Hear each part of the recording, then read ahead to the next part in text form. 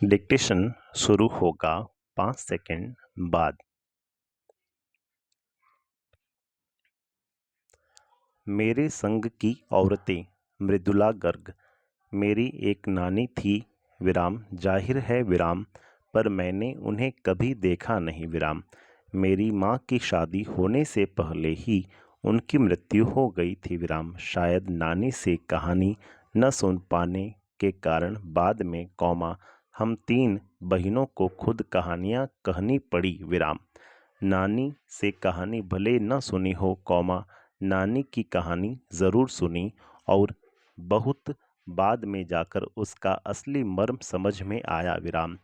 पहले इतना ही जाना कि मेरी नानी कौमा पारंपरिक कौमा अनपढ़ कौमा पर्दानशी औरत थी कौमा, जिनके पति शादी के तुरंत बाद उन्हें छोड़कर बैरिस्ट्री पढ़ने विलायत चले गए थे विराम।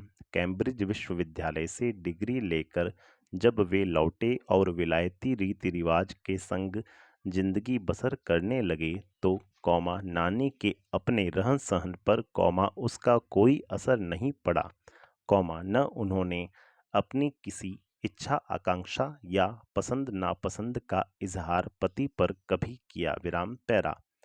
पर जब कम उम्र में नानी ने खुद को मौत के करीब पाया तो कौमा 15 वर्षीय इकलौती बेटी मेरी माँ की शादी की फिक्र ने इतना डराया कि वे एकदम मुंहजोर हो उठी विराम। नाना से उन्होंने कहा कि वे पर्दे का लिहाज छोड़कर उनके दोस्त स्वतंत्रता सेनानी प्यारेलाल शर्मा से मिलना चाहती हैं विराम। सब दंग हैरान रह गए विराम। जिस पर्दानशी औरत ने पराए मर्द से क्या कौमा खुद अपने मर्द से मुंह खोलकर बात नहीं की थी कौमा आखिरी वक्त में अजनबी से क्या कहना चाह सकती है प्रश्नवाचक। पर नाना ने वक्त की कमी और मौके की नज़ाकत की लाज रखी विस्मयादिबोधक। सवाल जवाब में वक्त बर्बाद करने के बजाय फौरन जाकर दोस्त को लिवा लाए और बीबी के हुजूर में पेश कर दिया विराम पैरा। अब जो नानी ने कहा कौमा वह और भी हैरतंगेज था विराम। उन्होंने कहा कौमा वचन दीजिए कि मेरी लड़की के लिए वर आप तय करेंगे। मेरे पति तो साहब हैं और मैं नहीं चाहती मेरी बेटी की शादी कौमा साहबों के फरमाबरदार से हो विराम। आप अपनी तरह आज़ादी का सिपाही ढूंढकर उसकी शादी करवा दीजिएगा विराम। कौन कह सकता था कि अपनी आज़ादी से पूरी तरह बेखबर उस औरत के मन में देश की आज़ादी के लिए ऐसा जुनून होगा विराम। बाद में मेरी समझ में आया कि दरअसल वे निजी जीवन में भी काफ़ी आज़ाद ख्याल रही होंगी विराम। ठीक है कौमा उन्होंने नाना की जिंदगी में कोई दखल नहीं दिया कौमा न उसमें साझेदारी की कौमा, पर अपनी जिंदगी को अपने ढंग से जीती जरूर रही विराम। पारंपरिक कौमा घरेलू कौमा उबाऊ और खामोश जिंदगी जीने में कौमा आज के हिसाब से कौमा क्रांतिकारी चाहे कुछ न रहा हो, दूसरे की तरह जीने के लिए मजबूर न होने में असली आज़ादी कुछ ज़्यादा ही थी विराम पैरा। खैर कौमा इस तरह मेरी माँ की शादी ऐसे पढ़े लिखे होनहार लड़के से हुई कौमा जिसे आज़ादी के आंदोलन में हिस्सा लेने के अपराध में आईसीएस के इम्तिहान में बैठने से रोक दिया गया था और जिसकी जेब में पुश्तैनी पैसा धेला एक नहीं था विराम। माँ कौमा बेचारी कौमा अपनी माँ और गांधी जी के सिद्धांतों के चक्कर में सादा जीवन जीने और ऊंचे ख्याल रखने पर मजबूर हुई विराम। हाल उनका यह था कि खादी की साड़ी उन्हें इतनी भारी लगती थी कि कमर चनका खा जाती विराम। रात भर जाग कर वे उसे पहनने का अभ्यास करती कौमा, जिससे दिन में शर्मिंदगी न उठानी पड़े विराम। वे कुछ ऐसी नाजुक थी कि उन्हें देखकर उनकी सास यानी मेरी दादी ने कहा था कौमा हमारी बहू तो ऐसी है कि धोई कौमा पहुंची और छींके पर टांग दी विराम। गनीमत यही थी कि किसी ने उन्हें छींके पर से उतारने की पेशकश नहीं की विराम पैरा। क्यों नहीं की कौमा उसकी दो वजहें थीं विराम। पहली यही कि हिंदुस्तान के तमाम वाशिंदों की तरह कौमा उनके ससुराल वाले भी कौमा साहबों से खासे अभिभूत थे और मेरे नाना पक्के साहब माने जाते थे विराम।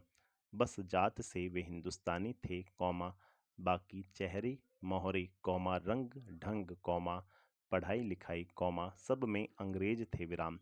मज़े की बात यह थी कि हमारे देश में आज़ादी की जंग लड़ने वाले ही अंग्रेज़ों के सबसे बड़े प्रशंसक थे कौमा गांधी नेहरू हों या मेरे पिताजी के घर वाले विराम। भले लड़का कौमा आज़ादी की लड़ाई लड़ते कौमा जेब खाली और शोहरत सिर करता रहे कौमा दबदबा उसके साहबी ससुर का ही था विराम।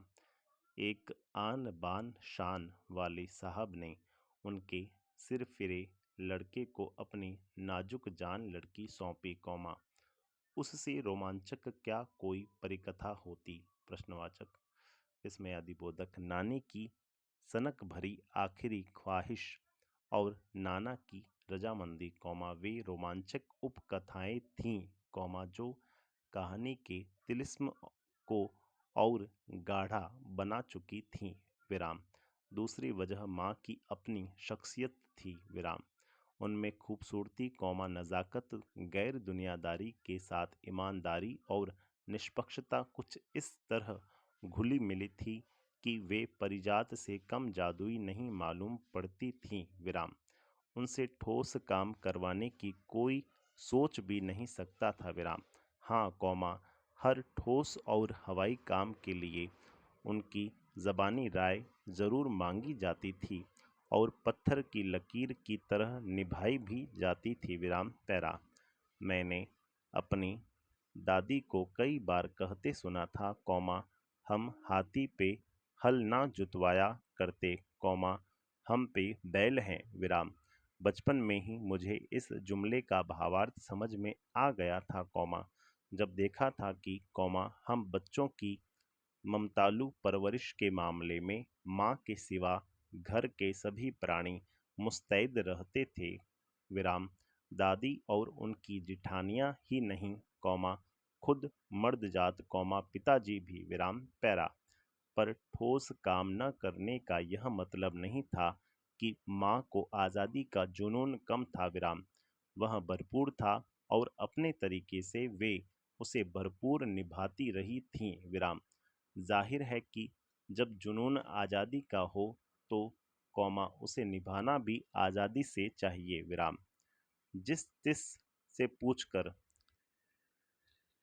कौमा उसके तरीके से नहीं कौमा खुद अपने तरीके से विराम पैरा।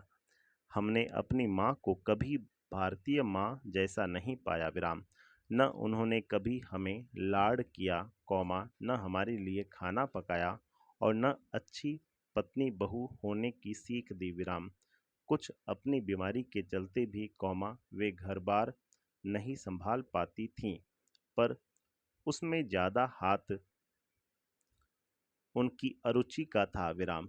उनका ज़्यादा वक्त किताबें पढ़ने में बीतता था कौमा बाकी वक्त साहित्य चर्चा में या संगीत सुनने में और वे ये सब बिस्तर पर लेटे लेटे किया करती थीं विराम।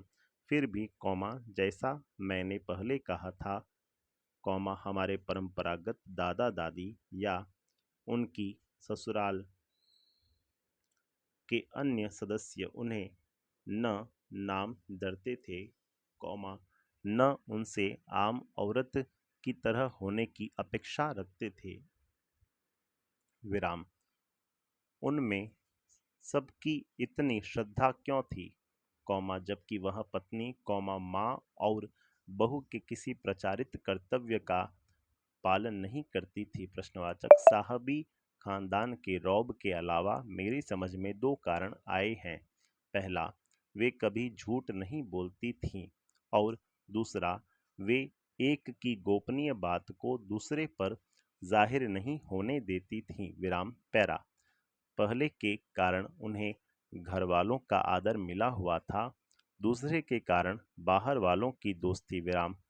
दोस्त वे हमारी भी थी, कौमा माँ की भूमिका हमारे पिता बखूबी निभा देते थे विराम। मुझे याद है कौमा बचपन में भी हमारे घर में किसी की चिट्ठी आने पर कोई उससे यह नहीं पूछता था कि उसमें क्या लिखा है, संपूर्ण विराम।